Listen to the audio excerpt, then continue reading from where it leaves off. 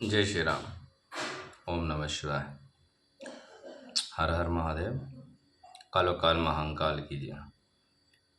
आज आपको रामेश्वर नामक ज्योतिर्लिंग के आविर्भाव तथा महात्म्य का वर्णन सुनाते, ध्यान से सुने। सूजी कहते हैं, ऋषियों, अब मैं यह बता रहा हूँ कि रामेश्वर नामक ज्योतिर्लिंग पहले किस प्रकार प्रकट हुआ था। इस प्रसंग को तुम आदरपूर्वक सुनो। भगवान विष्णु के रामावतार में जब रावण सीता जी को हरकर लंका ले गया, तब सुग्रीव के साथ 18 पग वानर सेना लेकर श्री राम समुद्र तट पर आए और वहां विचार करने लगे कि कैसे हम समुद्र को पार करेंगे और किस प्रकार रावण को जीतेंगे। इतने में ही श्री राम को प्यास लगी। उन्होंने जल मांगा और वानर मीठा जल ले आए। श्री राम ने प्रसन्न होकर वे जल ले लिया। जब तक उन्हें स्मरण हो आया कि मैंने अपने स्वामी भगवान शंकर का दर्शन तो किया ही नहीं, फिर ये जल कैसे ग्रहण कर सकता हूँ। ऐसा कहकर उन्होंने उस जल को पिया ही नहीं। जल रख देने के पश्चात रघुनंदन पार्थिव पूजन किया और आह्वान आदि 16 उपचारों की प्रस्तुति करके विधि पूर्वक बड़े प्रेम से शंकर जी की अर्चना और प्रणाम तथा देव स्तोत्र द्वारा यत्न पूर्वक शंकर जी को संतुष्ट करके श्री राम जी ने भक्ति भाव से प्रार्थना की। अब आपको समझ में आया होगा कि जो कथा के सामने हम श्री राम जी का फोटो क्यों लगा रहे हैं। इसीलिए लगा रहे हैं क्योंकि हमारे श्री राम जी को उमापति महादेव बहुत प्रिय हैं और हमारे उमापति महादेव को श्री राम जी बहुत प्रिय हैं। ठीक है, बहुत कम लोग हैं जो इस रहस्य को जानते हैं, जिनको विराले कहते हैं। श्री राम जी बोले, उत्तम व्रत का पालन करने वाले मेरे स्वामी देव महेश्वर, आपको मेरी सहायता करनी चाहिए। आपके सहयोग के बिना मेरे कार्य की सिद्धि अत्यंत कठिन है। रावण भी आप ही का भक्त है, वे सबके लिए सर्वदा दुर्जय है, परंतु आपके दिए वरदान से वे सदा दर्प में भरा रहता है। वे त्रिभुवन विजयी महावीर है। इधर मैं भी आपका दास हूँ, सर्वदा आपका अधीन रहने वाला हूँ। हे सदाशिव, ये विचार कर आपको मेरे प्रति पक्षपात करना चाहिए। सूजी कहते हैं, इस प्रकार प्रार्थना और बारंबार नमस्कार करके उन्होंने उच्च स्वर से जय शंकर जय शिव, जय शंकर जय शिव, जय शंकर जय शिव इत्यादि उद्घोष करते हुए शिव का स्तवन किया और फिर उनके मंत्र जप और ध्यान में तत्पर हो गए। तब पश्चात पुनः पूजन करके स्वामी के आगे नाचने लगे। जब उस समय हृदय में प्रेम द्रवित हो रहा था, फिर उन्होंने शिव के संतोष के लिए गाल बजाकर अव्यक्त शब्द किया। उस समय भगवान शंकर उन पर बहुत प्रसन्न हुए और वे ज्योतिर्मय महेश्वर वाम भाग भूता पार्वती तथा पार्षद गणों के साथ स्त्रोक्त निर्मल रूप धारण करके तत्काल वहां प्रकट हो गए। भक्ति से संतुष्ट होकर महेश्वर ने उनसे कहा, श्री राम, तुम्हारा कल्याण हो, वर मांगो। उस समय उनका रूप देखकर वे उपस्थित हुए सभी लोग पवित्र हो गए और शिव धर्मपरायण श्री राम जी स्वयं उनका पूजन किया, फिर भांति भांति की स्तुति प्रणाम करके उन्होंने भगवान शिव से लंका में रावण के साथ होने वाले युद्ध में अपने लिए विजय की प्रार्थना की। तो राम भक्ति से प्रसन्न हुए महेश्वर ने कहा, महाराज, तुम्हारी जय हो, जय हो, जय हो। भगवान शिव के दिए हुए विजय सूचक वर इस युद्ध की आज्ञा को पाकर श्री राम ने नतमस्तक हो हाथ जोड़कर उनसे पुनः प्रार्थना की। श्री राम जी बोले, मेरे स्वामी शंकर, यदि आप संतुष्ट हो और जगत के लोगों को पवित्र करने के लिए, दूसरी भलाई करने के लिए सदा यह निवास करें। सूजी कहते हैं, श्री रामचंद्र जी के ऐसा कहने पर भगवान शिव वहां ज्योतिर्लिंग के रूप में स्थित हो गए। तीनों लोकों में रामेश्वर नाम से उनकी प्रसिद्धि हुई और उनके प्रभाव से ही अपार समुद्र को अन्यास पार करके श्री रामचंद्र ने रावण आदि राक्षसों का शीघ्र ही संहार किया और अपने प्रिया सीता को प्राप्त किया। इससे भूतल पर रामेश्वर की अद्भुत महिमा का प्रसार हुआ है। भगवान रामेश्वर सदा भोग और मोक्ष देने वाले तथा भक्तों की इच्छा पूर्ण करने वाले हैं। जो दिव्य गंगा जल से रामेश्वर को शिव जी को भक्ति पूर्वक स्नान कराता है, वह जीवन मुक्ति है। इस संसार में देव दुर्लभ समस्त भोगों को भोग करके अंत में उत्तम ज्ञान पाकर वे नीचे ही केवल मोक्ष को प्राप्त कर लेता है। इस प्रकार मैंने तुम लोगों से भगवान शिव के रामेश्वर नामक दिव्य ज्योतिर्लिंग का वर्णन किया है, जो अपनी महिमा सुनने वाले समस्त पापों का अपहरण करने वाला है। अब आपको इसके साथ दूसरी भी कथा सुना देते हैं, आप सुन लो, है ना, क्योंकि आप लोग बहुत ज़्यादा बिजी रहते हो, है ना। घुसमा शिव भक्त से ऊपर उसके मरे हुए पुत्र को जीवित होना और घुसमेश्वर शिव का प्रादुर्भाव तथा उनकी महिमा का वर्णन ध्यान से सुने। सूर्य कहते हैं, अब मैं घुसमेश नामक ज्योतिर्लिंग का प्रादुर्भाव करूँगा और उसके महात्मा का वर्णन करूँगा। मुनीश्वरों, ध्यान देकर सुनो। दक्षिण दिशा में एक श्रेष्ठ पर्वत है जिसका नाम देवगिरी है। वह देखने में अद्भुत और नित्य परम शोभा से संपन्न है। उसी के निकट कोई भरद्वाज कुल में उत्पन्न सुधर्मा नामक ब्रह्मवेता ब्राह्मण रहते थे। उनकी प्रिय पत्नी का नाम सुधा था। वे सदा शिव धर्म का पालन करने में तत्पर रहती थी, घर के काम काज में कुशल थी और सदा पति की सेवा में लगी रहती। जिस सिरे सुधर्मा भी देवता और अतिथियों की पूजक थे, वे वेद वर्णित और मार्ग पर चलते थे और नित्य अग्निहोत्र किया करते थे। तीनों काल की संध्या करने से वे कांति सूर्य के समान उद्दीपित होती और वेद शास्त्र के मर्मज्ञ थे और शिष्यों को पढ़ाया करते थे। धनवान होने के साथ ही बड़े दाता भी थे। स्वजन आदि सद्गुणों के भाजन थे और शिव संबंधी पूजन आदि में कार्य में ही सदा लगे रहते थे। वे स्वयं तो शिव भक्त थे ही, शिव भक्तों में बड़ा प्रेम रखते थे। शिव भक्तों को वे बहुत प्रिय थे। वह सब कुछ होने पर भी उनके पुत्र नहीं था। इससे ब्राह्मण को तो दुख नहीं होता था, परंतु उनकी पत्नी बहुत दुखी रहती थी। पड़ोसी और दूसरे लोग भी उसे ताना मारा करते थे। पति से बारंबार पुत्र के लिए प्रार्थना करती थी, पति को ज्ञानोपदेश देकर समझाते हुए, परंतु उसका मन नहीं मानता था। अंततः ब्राह्मण ने कुछ उपाय भी किया, परंतु वह सफल नहीं हुआ। तब वह ब्राह्मणी को अत्यंत दुखी हो बहुत ही हट करके अपने बहन घुसमा से पति का दूसरा विवाह करा दिया। विवाह से पहले सुधर्मा ने उसको समझाया कि इस समय जो तुम बहन से प्यार कर रही हो, परंतु जब इसको पुत्र हो जाएगा तब इससे सर्पदा करने लगोगी। उससे वे वचन दिया कि मैं बहन से कभी डहा नहीं करूंगी। विवाह होने पर घुसमा दासी की भांति बड़ी बहन की सेवा करने लगी।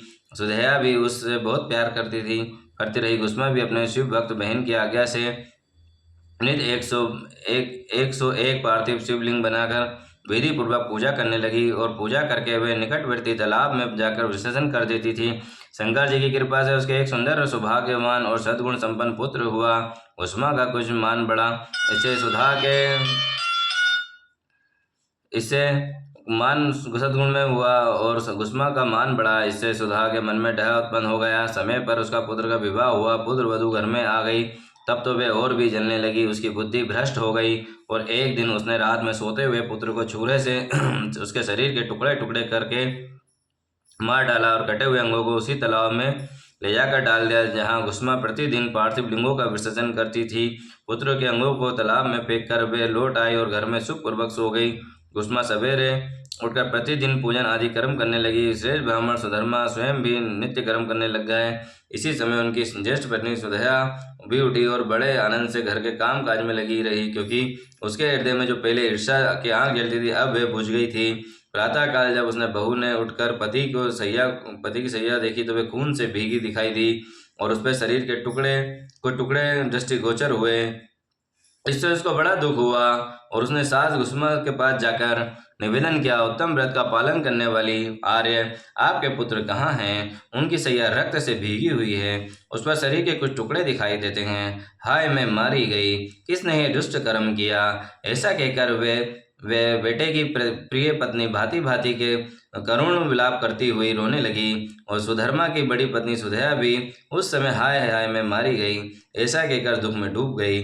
उसने ऊपर से दुख तो किया, परंतु मन ही मन वे हर्ष से भरी हुई थी। घुसमा भी उस समय उस पर वधू के दुख को सुनकर अपने नित्य पार्थिव पूजन के व्रत को से विचलित नहीं हुई। उसका मन बेटे के देखने के लिए तनिक भी उत्सुक नहीं हुआ। उसके पति भी ऐसी ही अवस्था थी। जब तक नित्य नियम पूरा नहीं हुआ तब तक उन्हें दूसरी किसी बात की चिंता नहीं हुई। दोपहर की पूजन समाप्त होने पर घुसमा अपने पुत्र को भयंकर सैया पर दृष्टिपात किया, तथापि उसने मन में किंच मात्र भी दुख नहीं हुआ। वे सोचने लगी, जिन्होंने ये बेटा दिया था उसकी रक्षा वही करेंगे। भक्ति प्रिय कहलाते हैं, काल के भी काल हैं, सत्पुरुषों के भी आश्रय हैं, एकमात्र वे प्रभु सर्वेश्वर शंभु ही हमारे रक्षक हैं। वे माला गूंथने वाले पुष्पों की भांति जिनको जोड़ते हैं उनको अलग भी करते हैं।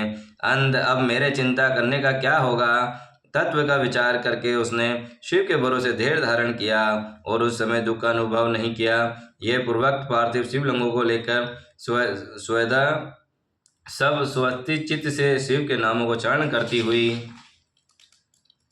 उस तालाब के किनारे गई और उन पार्थिव लिंगों को तालाब में डालकर जब वह लौटने लगी तो उसने अपने पुत्र को उसी तालाब के किनारे खड़ा दिखाई दिया।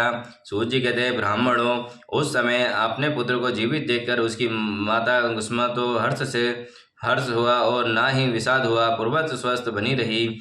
इसी समय उस पर संतुष्ट हुई ज्योति स्वरूप महेश्वर शिव श्री उसके सामने प्रकट हो गए और शिव बोले, सुमुखी, मैं तुम पर प्रसन्न हूँ, तुम वर मांगो। तेरी दुष्टासोतन ने इस बच्चे को मार डाला था, अंत में उसे त्रिशूल से मारूंगा। सूची कहते हैं, तब कुसुमा ने शिव को प्रणाम करके उस समय ये वर मांगा, नाथ, ये सुधया मेरी बड़ी बहन है, अंत आपको इसकी रक्षा करनी चाहिए। शिव बोले, उसने तो बड़ा भारी भारी अपकार किया है, बड़ा भारी पाप किया है, तुम उसे उपकार क्यों करती हो। दुष्ट कर्म करने वाली सुधया तो मार डालने के ही योग है। कुसुमा ने कहा, देव, आपके दर्शन मार से पातक भी नहीं ठहरता, इस समय आपका दर्शन करके उसका पाप भस्म हो जाएगा, हो गया। जो अपार अपकार करने वाला भी उपकार करता है, उसके दर्शन मार से पाप बहुत दूर भाग जाता है। प्रभु, आप अद्भुत भागवत वाक्य हैं, मैंने सुन रखा है, इसलिए सदाशिव, जिसने ऐसा कुकर्म किया है वही करे, मैं ऐसा क्या क्यों करूं।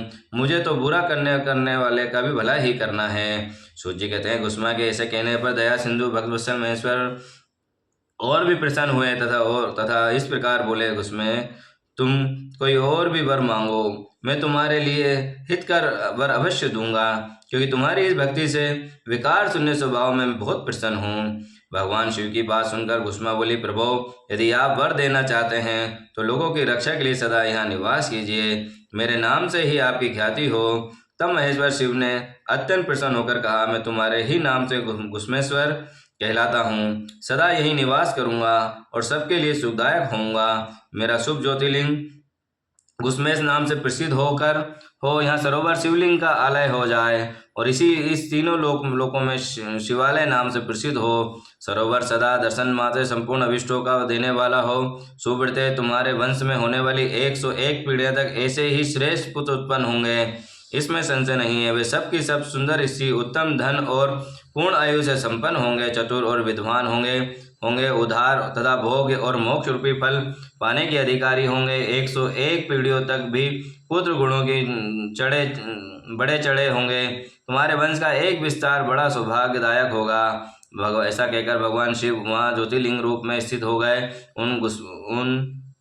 उनकी घूमेश नाम से प्रसिद्ध हुई और उसका सरोवर नाम शिवालय हो गया।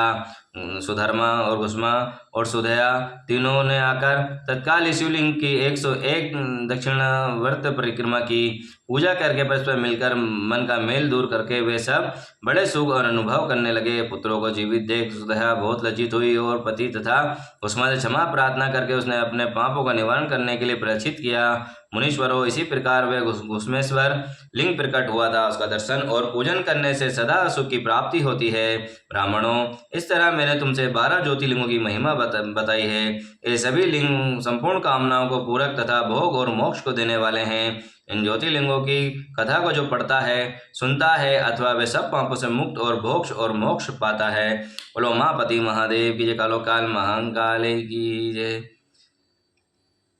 हर कथा से एक शिक्षा होती है जो सबको ग्रहण करना होती है। इसीलिए किसी भी कार्य को जब करना हो या किसी को किसी चीज़ के लिए कुछ भी बोलना हो, 2 मिनट रुकें, सोचें, समझें और फिर निर्णय लें कि अब क्या सही है और क्या गलत है। जब आप अपने निर्णय में खुद को रखने लग जाएंगे तब आप किसी का हित नहीं कर पाएंगे। राधे राधे, जय श्री राम, जय माता दी। 12 ज्योतिर्लिंगों की कथा संपूर्ण हुई। अब कल से आपको कोटि संहिता की आगे की कथा सुनाएंगे, ठीक है। जय श्री राम। ओम नमः शिवाय। जय माता दी। हर हर महादेव। कालो काल महाकाल की जय हो।